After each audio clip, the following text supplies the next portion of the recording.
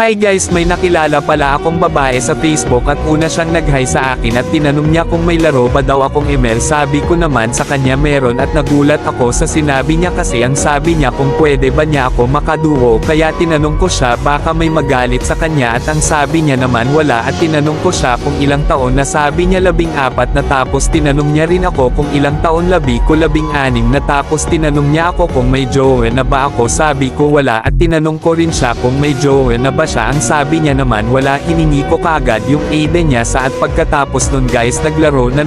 lang kami hanggang sa unti-unting nahuhulog ang loob ko sa kanya, tapos tinanong niya ako guys kung naniniwala ba daw ako sa sakit, sabi ko naman hindi kasi hindi talaga ako naniniwala sa kanya guys dahil matagal na kami nagsasamang naglalaro at palabirong babae at ang sabi niya may sakit daw siya at sabi ko naman grabe ka talagang mambola at ang sabi niya naman o email totoo hindi ka maniniwala, balang araw malalaman mo rin at nakalipa ang ilang taon guys chinat ko siya sa Facebook at hindi siya nag-reply kaya iniisip ko na lang na baka busy siya, lumipas na ang ilang buwan guys, halos magli-5 taon na, kaya hinanap ko kaagad yung mga kaibigan niya sa Facebook at tinatanong ko kung nasaan na ba si Ella at meron niyang sumagot sa mga tanong ko guys at isa pala yan sa mga kaibigan ni Ella at ang sabi niya wala na si Ella, matagal nang patay sa mga araw na yung Jess. Hindi ko alam yung gagawin ko dahil akala ko nagbibiro lang siya nung inamin niya sa akin na may sakit siya, kaya agad kong nagpunta sa bahay nila at tinanong ko yung babae at yun pala ay mama niya, sabi ng mama niya ikaw